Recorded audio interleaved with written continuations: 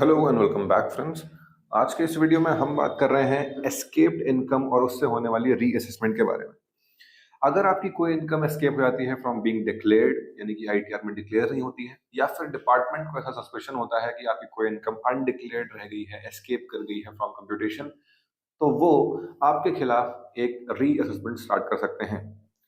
अब अगर डिपार्टमेंट को रीअसेसमेंट स्टार्ट करना है तो उन्हें नोटिस भेजने होंगे। पहले एक शो कॉज नोटिस जिसमें आपको अपना जस्टिफिकेशन देना होगा, उसके बाद एक रीअसेसमेंट नोटिस जो आपको डिक्लेयर करेगा कि आप रीअसेसमेंट स्टार्ट हो रहा है। दोनों ही नोटिस का कुछ डेडलाइन है, कुछ टाइमलाइन है जिस तक वो भेजी जा सकती है from the end of an assessment year. तो आज के इस वीडियो में हम जानेंगे कि क्या है वो टाइम लिमिट्स जो आपको रीअसेसमेंट नोटिस और शो कॉज नोटिस दे सकती है। सबसे पहले शो कॉज नोटिस 148A या फिर 281 के अंदर अगर आपकी एस्केप्ड इनकम 50 लाख या उससे कम है तो ओल्ड एक्ट में लिमिट है 3 साल की from the end of assessment year, यानी असेसमेंट ईयर खत्म होने के 3 साल बाद तक आपको नोटिस आ सकता है of show cause. New act 2025 में 4 साल तक का टाइम है from the end of tax year, यानी कि असेसमेंट ईयर को हटाकर जो टैक्स ईयर इंट्रोड्यूस किया गया है वहां से 4 साल।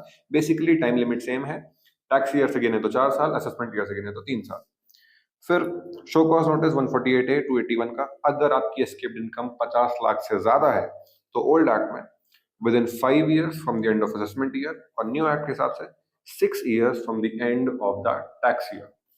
फिर बात करें अगर रीअसेसमेंट नोटिस की, सेक्शन 148 या फिर सेक्शन 280 के अंदर अगर आपकी एस्केप्ड इनकम 50 लाख या उससे कम है तो ओल्ड एक्ट में with in 3 years and 3 months from the end of assessment year, new act में 4 years and 3 months from the end of the tax year.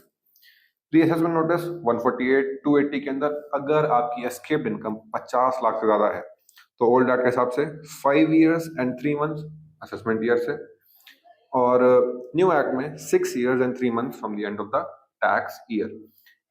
Comparatively देखा जाए तो टाइम लिमिट्स बेसिकली सेम है, बस टैक्स ईयर और assessment year के interpretation की वजह से नाम नंबर्स चेंज लग रहे हैं।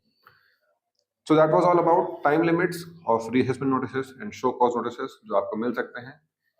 ऐसे ही और इन्फॉर्मेटिव वीडियोस के लिए हमारे साथ जुड़े रहिए on advice brain. Thank you very much.